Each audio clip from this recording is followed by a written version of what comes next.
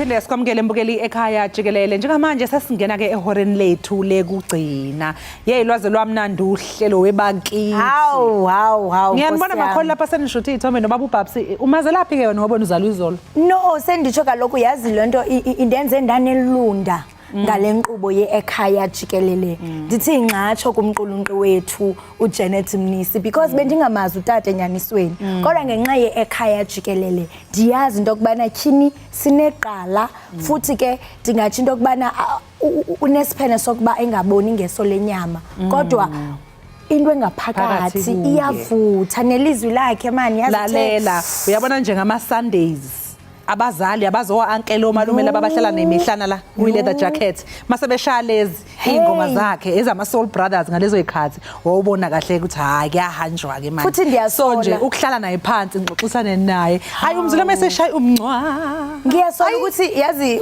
masecula sendiyasola ukuthi yazi ifamily ezininzi wenza because umculo unefuthe xa umamelela umculo ukuthi mncwa kuba ingcambi yenhliziyo yakho iyachukumeka usuqonda bajonga cotton phone uzibani niqale ke ngoku nenza ifamily mhlambe nawe uphume phansi kwesandla sikatata mhlamba abazali bathi into engijabulisayo engizwile ke eyokuthi uEmma lo wacula ngayiculeni angithi phela uyacula ngoba uyamkhumbula emisithanda sakhe asishiyile mase ngimbuza manje uyasho uthi hayibo uEmma kwagcina ngithe sinezingane kumanje sakhumuza hayi Emma ngu forever yena happy ending sana forever Emma ingaske manje singabona izinto ezifana nezi in the music industry because umculo ufuneke nyani abanempembelelo enhle so nami ke nje ndiyavuya kakhulu ukubona iqala lomculo elifana notata uBabsi ndivuseleleke kakhulu njengamanje ke mbukeli ke sithi nje ke ngaseyitolo sizobuya masibuya sobe sesikuphathele ihamba phambili ke sesingena ehoreni lesu lokugcina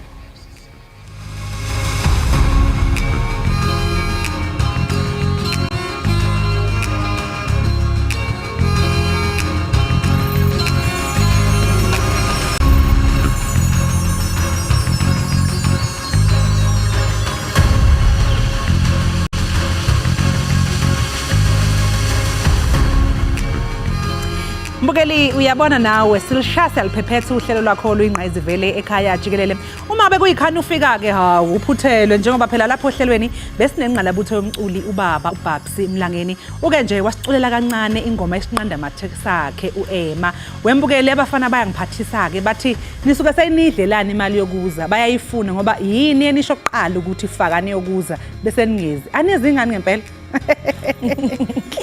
Lichilo igwitsha livakalisa ukufika kwethu siyinkqubo yendaba iEkhaya Jikelele nakubeni ke singena kwinkqubo ndaba kaloku sizayiqwela siqonqothe kodwa ayithethi lonto into kubana asizukuphakela zitshisa apha ekhaya naphesheya kwamalwandle njengoko kaloku etshilo ugqawami into kubana ngaphambili besinemvume liqala esithe yasinikeza ucwambu lomculo oluchukumise ingcambu zenhliziyo zabaninzi nam ndime apha nje ndisachukumisekile kunene mbukeli qiniseka into kubana awugqusha lazi kuninzi esikuphathele kona ufuni kaloku into kubana ubaliselwe kuthiwa hey bekukho uzibanibani wacula wathini funeka uthi into kubana ndizibonele ngosi ndimlo ke unonkanyezi rhabulani nifince uvimba walamhlanje mbukeli ke njengamanje njengoba sesingena ke ehoreni lethu lokugcina ake sibheke ihamba phambili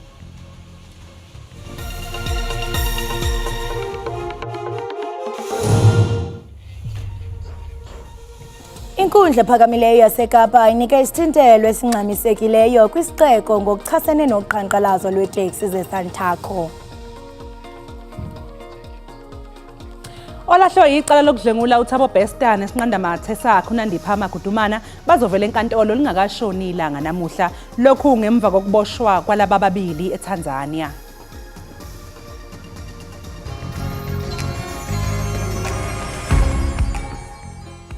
Balani mawoko mpokotela mchinangana moshetel balani mawoko aye imisi Hilary thamani milanguteli Ekhaya Jikelele lami ngata kuma kona mahungu man'wina ma swilo hinkwaswo tipolitiki weather ni ri hinkwaswo imisi Hilary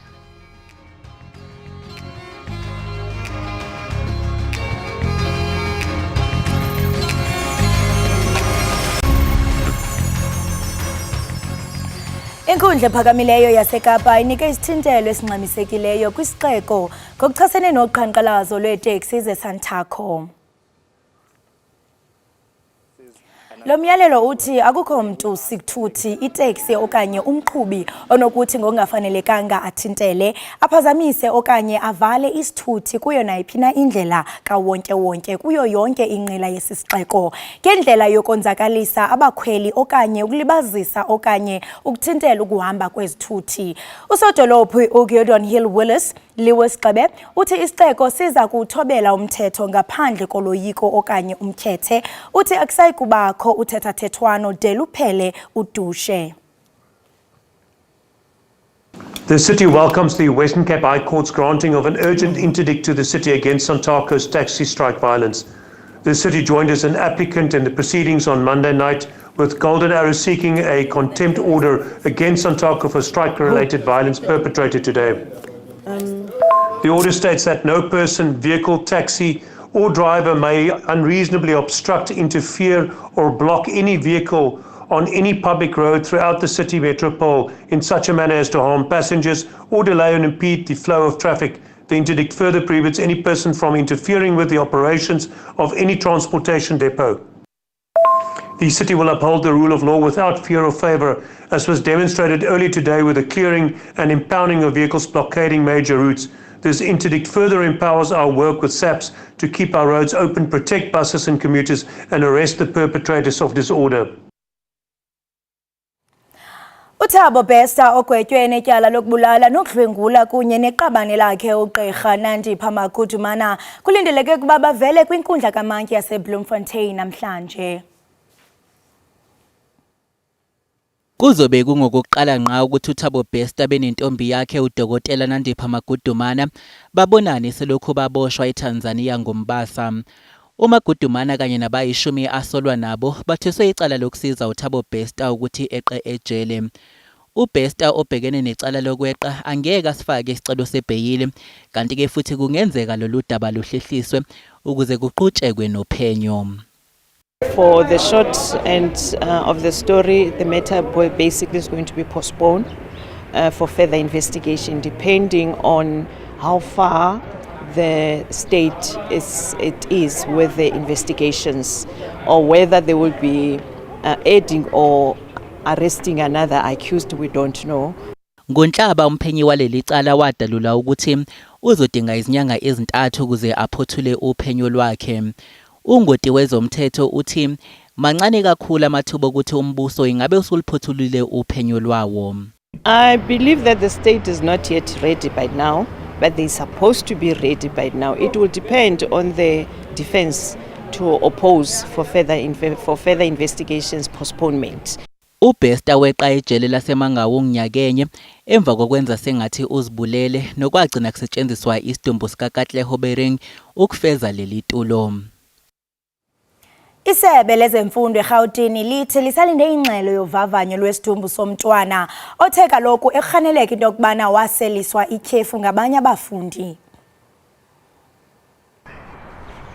Izikhulu zomnyango wezemfundo eGauteng zihambele esikoleni bekufunda kuso Brian Ndlovu ukuyozama ukuthola impendulo ngokushona kwakhe. Umndeni wakhe usola ukuthi omunye umfundi kaMatikiletsheni umdlise ushevu ezindlini zangasese nokuthi ubevele ehlukunyezwa esikoleni. Your question was was Brian unwell on any of our CCTV footage? No, he was not, and the reports that I got from the 3 teachers that taught him after break also doesn't indicate that. Umndeni kaBrian uthi ukhale ngesise besimjuqa ebusuku wabesephuthunyiswa esibhedlela kodwa ke wafika esethulile. The school has cooperated fully from day one, giving them the full access to the footages, the camera, the videos, has given in their statement. The principal has given the statement on behalf of the school. The district has been here from day one. Ushilwane uthi kubikwa ukuthi uNdlovu wabe nengxabano nomfundi webanga lesishiyagalombili ngosuku ashona ngalo waze wagcina yena emshaya. The only incident that took place in the school that the school was able to record was an incident where the deceased, Brian, had a scuffle with a grade 8. Brian was a grade 9 learner. with a grade 8, and the incident was seen where Brian did slap the grade 8. uShilwane uthi umnyango usuwethule umkhankaso wezokuphepha obizwa nge-Operation Hutlamulawo nozosiza ukulwisana nesihlava sokuhlukumezana kwabafundi. Bukeli omhle othandekayo oqhafuqhafu ngaphambi kokuba uphume rhabula ufince kuqikelelo lwemozulu.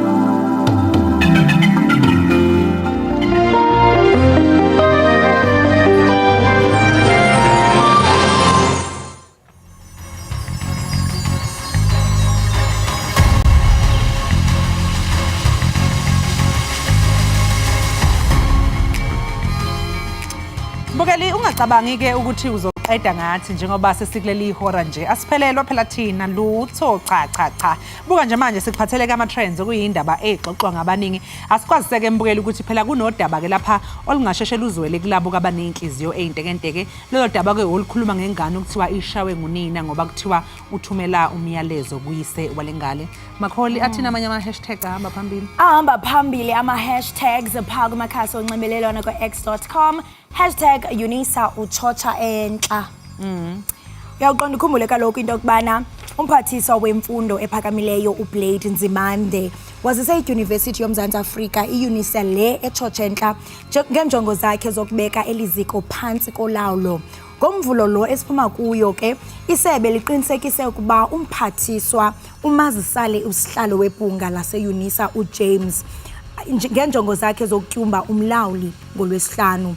Isigqibo ke sikamphathiswa uBlade Nzimande siza emva kwesicelo esithe safakwa ngulowo wayesakuba ngunobhala weUnisa unjingalwazi Stewart Mutata ngomhla we-20 kaJuni kwinkundla ephakamileyo yaseRhawutini ePitoli sokuba ibhunga alisekwanga ngokufanelekileyo emva kokurhoxa kwamalungu eliqela.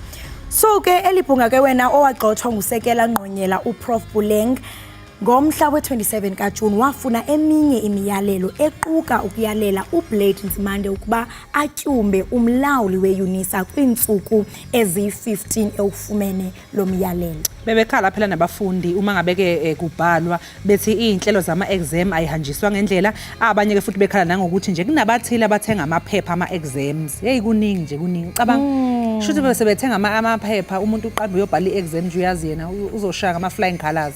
Hey singatsho sithi nje kwezemfundo nje it's in crisis kungekudala ibinesfas ngoku yiUnisa akasiboneke ukuthi ke bathini ke abantu ku-X Umelo M uthi I've studied with Wits, UJ, UP, CPUT and UKZN, so I'm not new to higher education.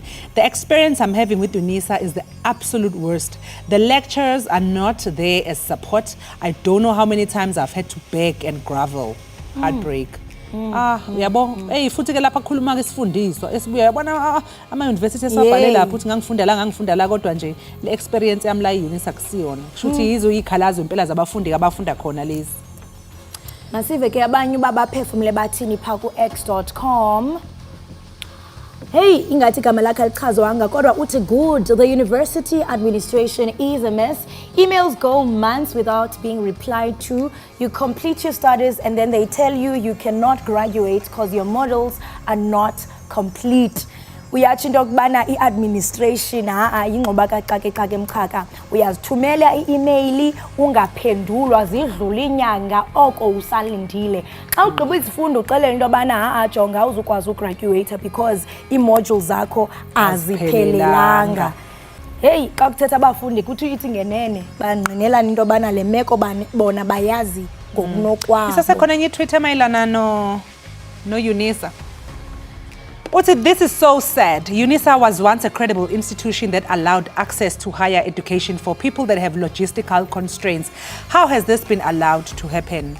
Yabona uyasho ukuthi kubhlungu kakhulu lento eyenzeka lapha eUnisa ngoba phela le nyuvesi ibi isiza labo abaneyinkinga zokuthi umuntu uyabona ukuthi uhlala kude mhlawumpeni kodwa akwazi ukuthi athole imfundo khona lapha eUnisa engekho eseduze distant learning. So manje mangabe ke sekuba kanjena ke kuzokwenzakalani. Hayi i-hashtag enye ke elandelayo ithi #nthabisenga. Hey, iyo ke lembukele besikhuluma ngayo ke ebesikade ke sixwayise ababukeli ngenxa ke ukuthi ke uma ngabe unenhliziyo entekenteke Nkosi yami hayi usixolele kulolu daba olandelayo noma mhlawumbe ungalaleli. Unthabisenge udaba lokhona kuthiwa kune video esabalale einkundleni zokuxhumana kuvela khona ke owesifazane obizwa ngoNthabisenhlapho eshaya ingane yakhe. Kubikwa ke ukuthi phela ubezama ukuthumela umyalezo othile kubaba wengane kanti ke imininingwane yalokhu ibingakacaci kahle. Ngike ngayibona kancane ku TikTok noma nje ngibona isikhathi esincane ngadlula. Yena lo wesifazane ubonakala ngathi ubeyikahlela ingane. Eyikahlela ingane. Manje kubhlungu ukuthi ngempela usungazuzisa ingane ubhlungu ngoba nakho uzama ukuprove ipoint kwi-boyfriend noma kubaba wengane. Isihluku esingaka. Yo and ke lento ivuselele umnyele kubantu abaninzi abathi nathi sake sadlula kwesisimo but umntwana especially umzale inyanga ezilithoba kodwa umhlukumeze ngolhlobo ungunina la nimba ekuthiwa iyasika xa ngumzali biphi. Bathe baphefumula ke kumakhasi onxibelelwano ngayo le ngxoba kaxaka. Undlolothi uthi there goes Women's Month celebration on Twitter. There are plenty of Nthabisengs out there. Here they are all quiet waiting for the chance to bash men. Uyatsho into yokubana jonga Nthabiseng awuwedwanga. Maninzi amanina afana nawe. Kodwa apha azenze ngathathulile kodwa nje bafumana nje i-chance yokuba angaqwedisa amadoda. Futhi ke lento uyatsho into yokubana yenzeka kabuhlungu sikwinyanga apho sibuyozela amanina nokungahlukunyezwa kwabantwana nokungahlukunyezwa kweingane kodwa sibona abazali kuyiba abahlukumeza ingane. Siyasigxeka ngempela lesenzo Nthabiseng imbi kakhulu into ayenzile enganeni. Isasekhona enye tweet iphuma ku Lady L Mabuza uthi what might have triggered such a cruel behavior from a mother that carried a child for 9 months? This is painful indeed. What if there are plenty of Nthabisengs out there, just that they are just so good at covering their tracks? Usho ke lento kade uyisho wena Madlongothi ukuthi ingane ungayithwala 9 months bafowethu bese uzoyihlukumeza kanje. Yey kunzima ungathi usibona abanye abazali akhona amanye amavideo umuntu awabonayo ingane yakhe kuthiwa ishayiwe esikoleni uvive ucasuka ukuthi ingane yakhe ishayiwe ufuna ukuyoconfronta lo muntu oshaya ingane yakho ngobuzwa lobu buhlungu bokuthi ubani onezi-right ukuthi angazoshaya aginde ingane yami kanje. Manje kuba njani mase kuba uwe o-inflicta leyo pain enganeni okuweyakho ngqongqongqo? Hayi ngasi umuntu xa engamfuna umntana amnikezele because kaloku sentsho khona abantu abalithandazelayo elo thamsanqa. So yena xa izolifumana elo thamsanqa ugqibenze izinto Sethembe mhlawumbe ke ingane njengamanje mhlawumbe isendaweni ephephile yabona. And uzawululeka kanjani kaloku because that is trauma. Xa seyimdala umntana looking back uzawuthi owami umama wandenza ntoni abanye xa bebalisa ngezinto abazenzileyo. Baphefumlile ke phana kumakhasi onxibelelwano bayaqhubeka use loyalty uthi yena what Nthabiseng did is what some baby mamas and stepmothers do to our kids when we are not around because we put our kids first. It is wrong. The law needs to know that if a child at that age gets exposed to such treatment, it will alter his behavior towards women. Lento kanye bendithi into kubana uba ngabe umntwana uzawuqweqwediswa aphathe ngolhlobo xa sele mdala la trauma ifumeneyo izawumanifesta kwi-attitude yakhe uthola ukuthi naye because waxhatshazwa sele xhaphaza amanina sibane sikhuza njalo sithi hayibo kwenze njani engabubani obethatha justice? ivideo ngiyayibuza ukuthi or uye unthabise ngobethatha ivideo yenzela ukusendela ubaba wakho abone noma engabe kume kanjani lapho. Hey, inoba nguye because xa ujonga i-angle yevideo le uyambona ingathi ungasenhla uthe elebhlungu endiye ndayibona ndayibona uyithumela ukuthi ubonake. Awu bakithi kwazi kwabuhlungu ayingeke asidlule kulelo double ubhlungu kangaka nje sengizoze ngicwebe inyembezi. Ikhona enye yokugcina le yomxhosa uyomxhosa uthi to every woman out there hating and abusing your child whom you bonded with for 9 months just because your baby daddy is no longer with you is insane. Nthabise ngiklapho must go to jail. Uyabona usedlulisa umyalezo kubo bonke abantu ukuthi wonke umuntu owumama lapho. Umathusi yena uthi Nthabise ngikicked her son twice. Ooh, rolling him over but he did not cry. Clearly this is not the worst that the baby has seen. But she had to choke him with her foot because she needed that desperate cry from him. Oh, okay, I can't even translate that. I'm sorry. Hey, imbukeli sikhumbuze ke ukuthi besikhiphile isexwayiso ngalolu daba ke esiqeda ukubika ngalo. Usasekhona #text strike bengengasale phela text strike nje kuleli viki naleli edlule hayi uye impela uhamba phambili. Inhlangano Ekhaya lithi taxi forum ithi ikholwa ukuthi ke lesisitele ke siqhubekayo esifundazweni iWestern Cape sesinezinto ke ezithinta ubugebengu ngemanje. Lokhu kuza ngemva phela kwesigameko sokuthi kuhlaselwe izimoto zabantu. Kulesi sigameko ke kholosa nawe embukeli yazi kushona umuntu oyedwa. Intembi kakubike leyo impela lesisiteleka mbukeli phela saqala ngolwesino olwedlule kanti okubangwayo kahle kahle noma njengamanje ukuthi ke amaphoyisa ashaqa amatekisi ngaphansi kwenhlangano iSantaco abantu ke basale dengwane njengoba phela kumele baye emsebenzini seke sambona nje omunye usisezi bezama ukumfuqa efasteleni kuzangena ebhasini hey uyabona nje kuningi lapha yana eKapa nakhona sekunodlamelo ngempela kuyasha kusha amatekisi kusha amabhasi kusha imoto kuvinjwa abantu abahambisa abanye or ukuthiwa nje umuko wadlula ngemoto eyi7 seater kanje uthola ukuthi ngisho ngabe yakho re yenkampani hayi ziyakhala. Hey ibhlungu kakhulu insubansumane uzibuza into okubana ingaba mhlambe xa ubona izinto ezibhlungu apha eMzantsi Afrika uyazibuza ba yingqombo yeminyanya yintoni na yintoni nyani eyenzekayo because ngoku uyayibona lento into bana it's black on black violence ibhlungu kakhulu because sentsho ewe anide nifikelele kweso sigqibo because bebekhalazela besithi uJP Smith nguye ongathi lento akade afikelele kwesigqibo sokuba makube khona inkqubeleka phambili kodwa usibuze ngoku into okubana omnye umuntu ongenasono ongazi kwanto ngalento eqhubekayo isono sakhe intoni njengoba kuthiwa kulahleke umuntu kuyo lento khona intombazane elahlekileyo kuthiwa iyafunwa oko igqithelwe iye emsebenzini because bahamba ngenyawo baya emsebenzini kholosa ngoba uthola ukuthi awukwazi ukuthi emsebenzini uthi nje hayi kunesitela keKapa ngize emsebenzini abanye baxoshwa so baya emsebenzini even under the situation umuntu aforced vele ukuthi I will go through there because I need to get work at the end of the day. Phathi sentsho ukhuseleko because ukuya emsebenzini awuhambi 2 minutes yimigama abayihambayo badlula amahlathi bengaphephile uyayiva ngapha kunoqhushimbo ukuthi bathini ke bona ababukeli lapha ya ku Twitter.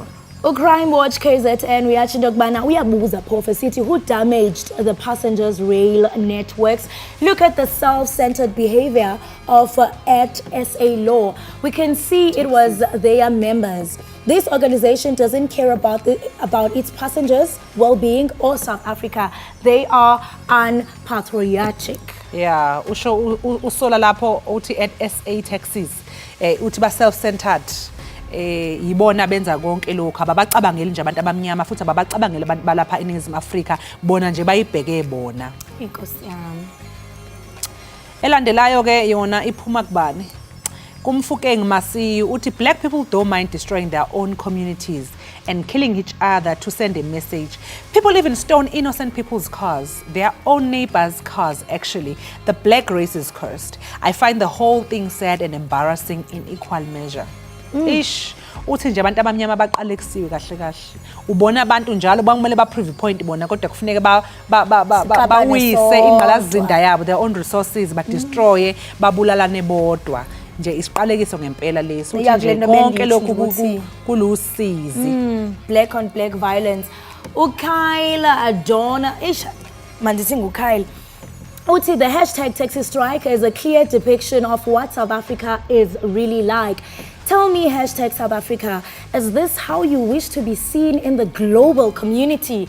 Does this make you proud? Is this how you will teach your children to behave? Hey, Ayathinta kakhulu lamazi because kuyo yonke into esiyenzayo singumZantsi Afrika, we are setting a tone, we are creating a legacy ezothi abazukulu xa bezawufunda ngayo bejonga imbali besithi hey ngonyaka ka2023 kwenzeka isehlo esinje kwelaseKapa. Mhlambe omnye athi yazi utata wam, utatomkhulu wam, umakhulu wam wasweleka kumbhodamo we-taxi strike. So ngenene ingaske singase sizinukisa amakhwapha sizibuze njengokuba isitsho lithithi into yokubana ingaba yinto esifuna into yokubana abazukulwana bethu bayazi ngembali kaAfrika.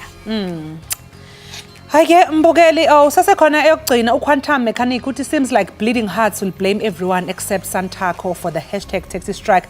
The industry is run like a criminal syndicate, a law unto themselves. Whenever they don't get their way, they want to cripple the economy. This is called a hostage situation. One does not negotiate with people like this. You remove them from their thrones with extreme prejudice. Uyabona ukuthi nabantu impela base sayidini lomthetho ke kulokhu ngempela akekho umuntu ohambisana nento eyenziwa eSantaco. Bonke ke abantu ke bagxeka lesi senzo sayo ukuthi nje sicabangela abantu njalo nje bona mangabe bekhononda or izinto zingenzeki ngendlela yabo bazi nje ukuthi basebenzise udlame nokuyinto ke embi. Hayi ke mbukeli ke sibamba lapho ke ezama trends ezitrendayo einkundleni zethu zekuxhumana njengamanje ke mbukeli ake sithi nje ke qhu ngaseyitolo sobuye emva komzuzwana.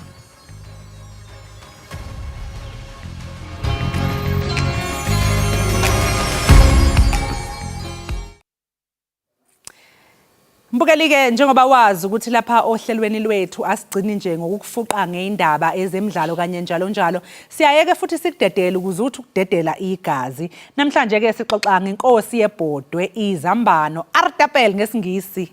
Angithi ke uyakhumbula mbukeli ukuthi izolo besikwethulele udaba obelithinta uhlelo lomnyango wezolimo KwaZulu-Natal kanye nenkampani ke ekhiqiza amazambane kulelizwe iPotato South Africa. Njengoba phela bekuhlonzwa indawo okungatshalwa kuzona amazambane. Njengamanje ke sixhumana benza nePotato South Africa uRendani Murobi kanye ke njengoba sikhuluma nje ngenkosi yebhodwe sizophinde futhi sixoxeke noChef Mbali. Yena ku Chef Mbali ungumpheki ke ula estudio uhlezi kanye nathi. Sikubingelele Rendani sikwamukela ohlelweni sikubingelele nawe sisimbali. Ngibingelela nami. Rendani ngabe uyasizwa? Yebo sanibonani ninjani? Sikubingelele ohlelweni. Hayi sihlezi la noChef Mbali njengoba nje ke sobe sixoxisana kanye nawe ngohlelo lweZoom yena kukhona la e-studio. Sizozwa kuwe ke ngeindaba zamazambane yena uzobe sesichazela ukuthi izambane ulipheka kanjani. Sibonga kakhulu kuba nawe ohlelweni. Hayi nami ngiyabonga ukumenya. Yes. Chef Mbali ake siqale ngawe ke kuthiwa izambane inkosi ye vegetable akusitshele kabanzi. Okay, izambane ukahlahle libalekile because it carries a lot of starch, number one. So starch it stores a lot of energy. Yes. So okunye isiza nangeindlela zokuthi ino vitamin C nanokuthi iyakusiza ukuthi inama fibers. So ifiber iyakusiza ukuthi ukwazi ukuthi uyikhulule kahle. Nanokuthi yenza metabolism yakho ibe faster. Oh, so kahle izambane li right ekutheni usutha kakhulu umudlile. Bese usutha for longer. Yes, nanokuthi ke kodwa remember kufanele ulidle kakhulu nalo. Ngoba phela uzonona. Yeah. Rendani konje yini ke masingabe siza kuwe yini engabeka engcupheni ukukhiqizwa kwamazambane ke lapha eNingizimu Afrika uma ngabe ikhona singayivika kanjani, how can we avoid it? I think iziningi izinto ezingenza ukuthi kube challenging ukukhiqiza amazambane. Into yokuqala climate change, lokuthibili inambuzane, nokungabi nomhlaba, iaccess yomhlaba. Mhlambe nalezi imali ezidingekayo ukuthi umuntu aqale ibusiness or aqhubeke nokutshala. I think yilezo ezinye izinto ezingenza ukuthi kube challenging ukukhiqiza amazambane. Iy'tshalo ke kanye nemifino nje ke Rendani zibamba iqhaza elikhulu nelimqoka ke emzimbeni womuntu. Yimuphi ke lomsoco inkosi yebhodwe ke ewuphethe odingwa kakhulu umuntu? Njengoba usisi asashilo ufiber no vitamin C. And then ke okunye okay kwabhalwa ngalabo abenza research ukuthi labantu abanezifo zenhliziyo if mhlambe ba replace ipapa ngezambane, it improves their chances. And the alternative starch kakhulu lapha eSouth Africa abantu abaningi njengami obuye evenda ngithanda ipapa lami. And ipapa linokuthi sometimes lingeze ishukela emzimbeni. So mawuthatha izambane mhlambe as a substitute, it can help reduce i-chances zokuthi ishukela lakho likhuphuke. And if ulipheka kahle ngoba masazi abantu abaningi izambane bathanda ukulifrya, bathanda ukulibake, abanye bayaliboila. So it depends how you cook it to harness ama benefits amaningi from izambane. Rendani sike sabona ke futhi nalapha yakwaZulu Natal nje einsukwini bekutshalwa empendle kutshalwa wona ke amazambane behlomula abantu. Nibona ukuthi ke mhlawumbe lezi izinhlelo zokuhlomulisa umphakathi ngokutshalwa kwenkosi yokudla kuzowusiza ngani umphakathi? I think njengoba usesi umunye ngeke ngamuzwa akhuluma kuyinye ishow yenu, i-food security ibaluleke kakhulu into yokuqala. And siyakwazi ukuthi inflation it's taking a toll kuma household. So into yokuqala local household food security is one of them. Eyobusibili ke i-business, it's an enterprise. If umfama ufama izambane uyakwazi ukuthi ukwazi ukuthengisa kube nentuthuko kube nemisebenzi. Yeah, i-business, employment and food security idlala indima enkulu farming, and potato is one of them that also has large majority of employment for youth, women, nabantu abangafundanga. So it's got inclusivity. So i-promotion ye-farming yamazambane ibaluleke kakhulu. Ngiyakhumbula ke Rendani ukuthi yazi ezinyangeni ezedlule kukhona lapho kwangazi ukuthi kuba nenkinga khona kuthiwa noma yashoda amazambane noma kanjani sesibona nasezitolo ngazi ukuthi izambane iprice yalo ixabiso layo selikhuphuke kakhulu. Kwakusuke kwenzakaleni ke kulawo ma instances nanokuthi futhi singa avoida kanjani? Ngiyazi ukuthi mhlawumbe singa ukutshalwa kwakho kuzosiza nje njoba etshaliwe empendle lamazambane nakho lokho kuzosiza. Nanokuthi nje mina abantu abaningi abakhulele emakhaya abanodeda ngendlala bemhlaba abawatshalile amazambane ukuthi nje inkinga kusuyayibuza ukuthi ingqinamba ababhekana nazo ezokuthi lamazambane afika kanjani kwi marketplace. Ingqinamba ababhekana nazo cha wona umhlaba sinawo nokutshala amazambane kodwa asinakho lapho lamazambane sowadayisa khona. Yeah, I think inkinga enkulu yaba khona ukuthi last year ke amazambane atshalwe ngokuningi kwagcwala emarket iprice yayehla ne kuphinde kube nendaba ye load shedding. Amafama amaningi atshalayo amazambane at large scale adependa kugesi ukuthi bakwazi ukunusela, and with all the interruptions ye load shedding abakwazanga ukutshala ama hectares awanele. That is why uthola ukuthi kunenkinga enjena. And enye futhi ke climate, uwinter wethu ube mude manje, abanye bashawa i-frost. So the challenges of production, abantu abanye abasena ukuthemba ukuthi ngingakhiqiza amazambane ngemali eningi kangaka ngingasabuyeli ngemali, kungcono ngiphungule ama hectares. So kube nokuthi ama farmers asuke ayehlisa i-production. Hayi ke Chef Mbala ke size kuwe lapha e-studio ke nawe kusixoxele ukuthi nje kusitshela ukuthi amazambane imapha ama meals, different meals ongawenza ngamazambane. Okay, maningi. Yeah. Firstly ungakwazi ukwenza snack nje ama chips. Uyakwazi ukwaslice abemancane kakhulu, fry them njengama chips ama Lays. Yeah. You can make it a snack. So ukwazi ukwenza ushama chips lawa like yes, like crisps. Yes. Hayi lawa siwafaka kwikota. No, ngiyabona lawo, ngiyeza kulawo. How? You can slice them. Usho ukuthi ngiyakwazi ukuzenzela ama Yes, uyakwazi endlini. Waslice very thin. Yeah. And then you just fry them, deep fry them. Yes. And then ungakwazi ukwenza ama chips ke, ama chips abantu bayithandela, ama chips like ama fries. Yes. So ungaphinde ukwazi ukwenza i-potato bake. I-potato bake yona ke usebenzisa cream kakhulu, it's very rich, ufaka no cheese, and then uyifaka u-oven. Yes. And then khona namasaladi ke nje amaningi ke awezambane. Hayi lalela isalad lezambane alisali vele kanjani. Lifana no Johan 14 lekabisha kanjani kodwa phela chef alifani nalama. Nelele lijwayelekile. Ake silibone ke leli ka chef okhuluma ngalo ukhombise nababukele ekhaya. Lalela. Angazi noma Lase lifana nalela ade ngilenzile ngempela sonto lapha kwami. Hayi ke kusho ukuthi wena usuhambile kakhulu. Awuze ngilibuke. Suwenza amazingo chef. Lalela, uyabona ke, let me tell you what is inside here. Okay. Amazambane lawo. Yep. It's either waboilile or uyakwazi nokuwa roaster. Yep. Right? Wasuthi ja ngobacon. Yep. Wasuthi va ngeparsley. Yep. Wasebenza idressing yawo. Yebo. Kule dressing yakho uxube ini? Ngixube imayo ne-sweet chili, yes. And then izambane mina ngiyithanda ukuli-roaster ke. And then angiliphili because ama-nutrients iwona amaningi akwi-skin asesikhumbeni sezambane. Nokuthi liba mnandi kakhulu ke i-flavor isesikhumbeni laso izambane. Ngiyazi ukuthi like different meals go with different herbs, for example. Yes. Ngiyazi ukuthi la kumazambane uyakwazi ukufaka i-parsley. Yebo. But ikhona elinye iherb kuthiwa i-dill. Yeah, ne-dill iyangena. Yeah. Kuwa mazambane Yes, iyangena. uwafaka. So noma ngiwarostile ngiyakwazi ukuthi ngiqhubeke ngenze Yes. salad. Ma-roastile amnandi kakhulu.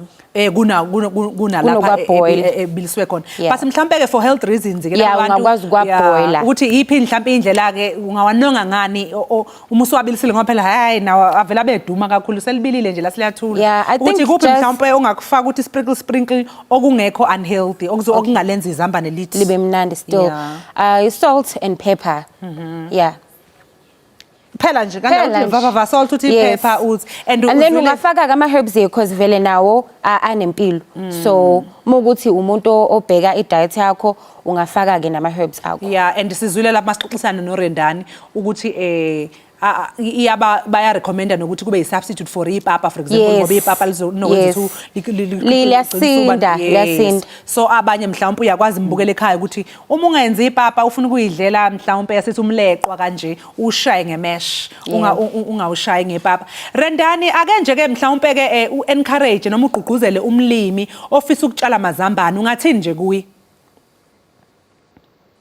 I think kumafama afuna ukucala ukutshala amazambane, I think sithi sikhona thina baka potato into yokucala namanye ama-stakeholders ngoba asisebenzisi sodwa sisebenza nama-stakeholders onjengabantu baka-department o-land reform, ama-local economic development agencies abahambe bazivakashele bayenza ama-inquiries sizokwazi ukubanceda because intuthuko yabafama abantu abamnyama ibaluleke kakhulu. That is why sine division efana no transformation ka Potato SA.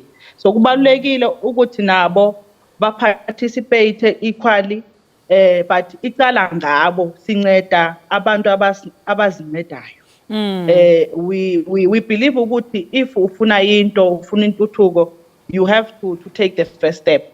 And if mhlambe bafuna information eningi bangasifonela bangasithola ku Facebook bangasithola ku Twitter because kakhulu siya encourage ngisho ne youth ukuthi iparticipate ku potato farming because bayashoda abantu abamnyama abekho baningi ku potato industry at a commercial level. I think kwamanje masibala laba bekhona ku program yethu ngathi bathi ba produce ama hectares ngathi ayabonakala mhlawumbe uqala kubo 5 until 30 to 50 hectares bacishe bafike okunye ko 27 but sidinga ukuthi leyo number ibe iningi so that sikwazi ukuproduce imisebenzi eminingi siproduce nokudla ngoba ushilo masiqala lapho ukuthi kube ne shortage yamazambane ayimelanga ibe kanjalo eSouth Africa sikhona ngoba umhlaba sinawo what we need ukuthi sibambane namanye ama-organization sithole leyo mali edingekayo ukuthi amafama akwazi ukuqhubeka but ama-opportunities akhona abasa-approach and then sizokwazi ukuxhumana nabo. Kafushane nje ke uthi nje warawara ke Rendani ngoba isikhathi sethu sesiyasishaya sengicela nje ukuthi utshele umbukela ama details nje obushilo ukuthi nikhona ku social media bangazi ukuthi baxhumane nani ukuthi bangaxhumana nani kuphi mhlawumbe umuntu othi uyafisa ukuba uyifama just udinga i-start bangaxhumana nani kuphi? Bangaxhumana nathi ku Facebook sikhona Potato SA ikhona enye engathandwa ngosisi lo phekayo kakhulu uPotato Nation epromotayo ukukhiciza kwamazambane specifically so www.potatosouthafrica.co.za and then bangayifumana all those information sikhona noko Twitter sikhona ku LinkedIn ungatype uPotato SA sivele and then we've got a capable team ekhona ekwazi ukuthi iresponde ukurefere ukuthi if indaba yakho ibhekene nathi. Sibonga kakhulu ke Rendani ngesikhathi sakho sikufisela usuku oluhle. Mbukeli lo bekuRendani Murobi besixoxisana naye ke yena ulapha yana kuyiPotato SA. Chef Mbali, manje ke umbukelo othi ufuna ukuyibona le recipe le yakho social media bakuthole kuphi? So ungangithola ku Instagram. I am chef_Mbali_kitchen queen. Kitchen queen igama elilodwa. Yeah, so ngizoyiposta and ngiposte ne recipe. A very simple recipe. Sibonga kakhulu ke Chef Mbali, siyabonga nangesalad impela sizazo indulge ke la mangabe sesiye ekhefini. Umbukeli ke lo bekuRendani besixoxisana naye kanye ke no Chef Mbali. Yena bezosichazela ukuthi leli zamba nesikhuluma ngalo yiziphi indlela ongazenza ukuthi libe lihle kanje futhi libe limnandi ngalolu hlobo. Njengamanje ke mbukeli sinje qhu eyitolo siyabuya emva komzuzwana.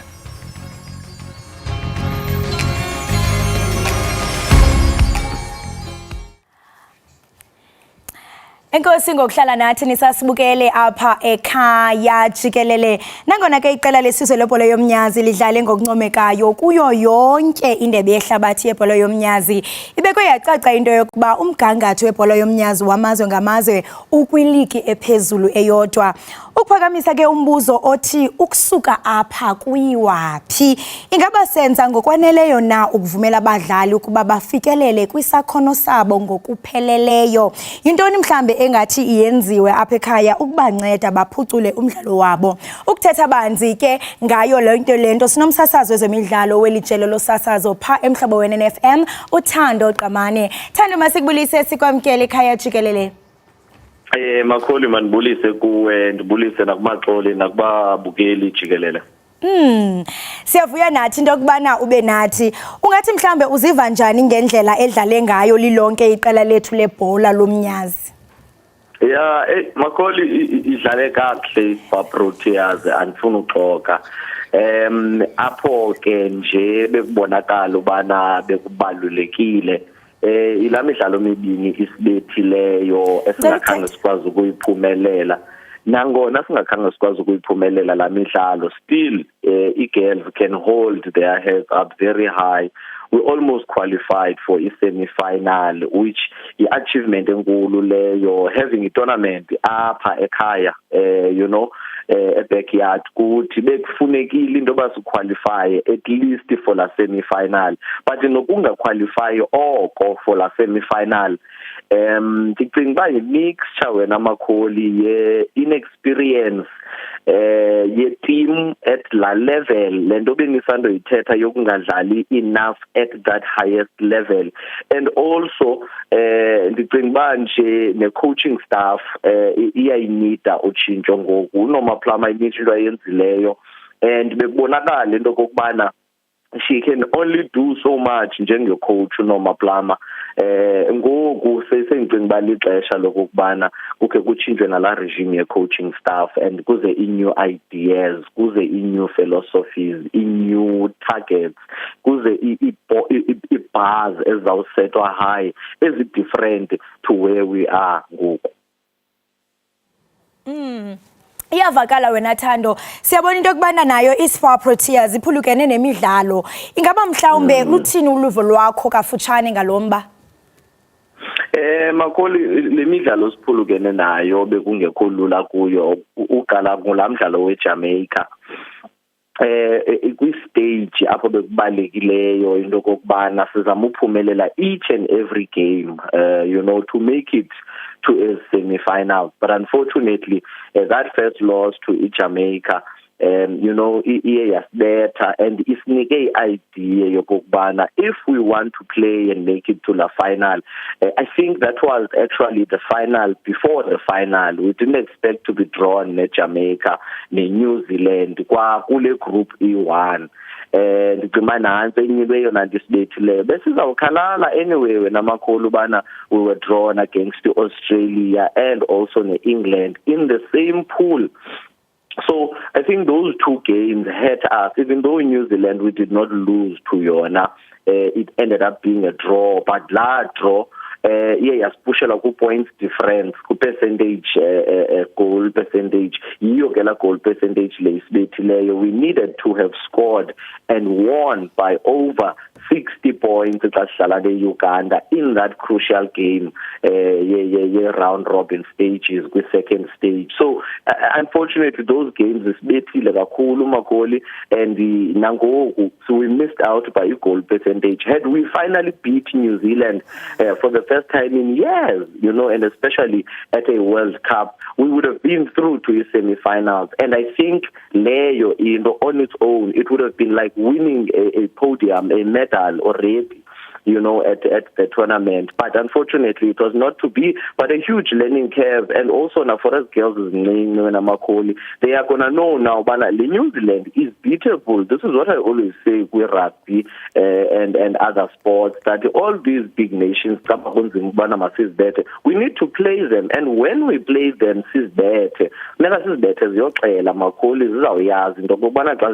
Springboks okanye South Africa, akuzudlala.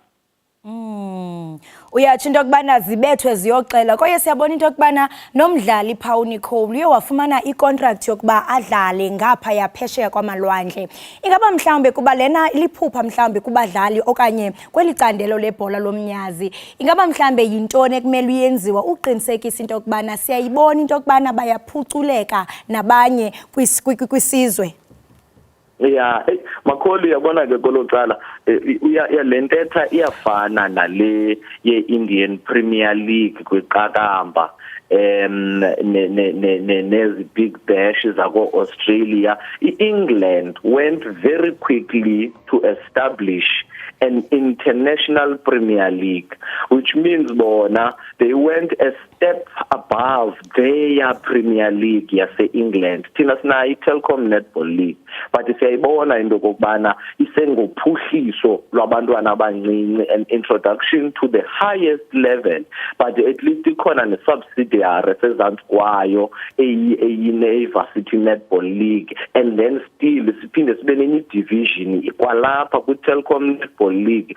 So ngoku, if we also serious nathi about ukunyusa izinga le-netball yethu and put it on another level, we need to consider doing things like what England have done, because nansi siyenzile kwi-cricket Makoli, we have a superior league than our provincial highest league upper, with the SA20 that is now going for its second year.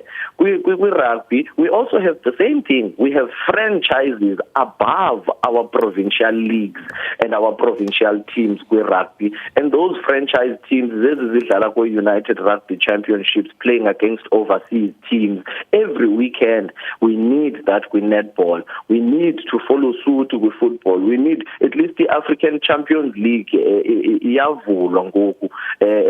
Petrus Motsepe has been very vocal about that. Not the CAF Champions League, but for Africa, dominant teams over the years can come together and form an elitist league, which they can play, which will be just under the international scope. So very important otaliat bana bafumane's contract or in amarifenta basuka pha obongiwe msomi bebekade bedlala pha kwezinantsika kwezi tournament phesheya. Makoli, I can't quickly finish up without having to mention Uphumza Maweni, the older states member kula team yeSpar Proteas. The way she defended, the way she showed the young girls how to be yourself, and Dala and Gianna. So congratulations to her and the team. Wuntu kuye neqela lakhe. Tandorism asibambe ngazibini ngexesha lakho kwaye siyathemba into yokubana ababukeli bathe qolo baxhobiseka ngayo yonke into eyenzekayo kwezemidlalo. Inkosi kakhulu. Nkosi makhulu mani, nkosi napha kungaxoli nako wonke umbukeli jikelele ngexesha. Enkosi siyabonga. Right, umukeli wami lowo ke besincokola naye nguye kaloku Thando Qamani esuka phana ke kusasazo umhlobo weNFM esixelela banzi kaloku ngebhola yomnyazi namaqhinga ke angathi enziwe ukuze kanti ibe kanti iyaphuculeka. Right, siyiqola siqonqotha ngolohlobo sibambe ngazibini ngenkxaso yenu engagungqiyo. Singaba yintoni kaloku ngaphandle kwenu? Siyayiqonqotha mamtshana. Hayi siyayiqonqotha umbukeli ziphela lapha besiniphathele zona namhlanje. Sibonga kakhulu ngokuthi nibe nathi nakusasa siyabuya ke ngesikhathi esifanayo khona la Ekhaya Jikelele. Nibe nosuku olumnandi, nisale kahle.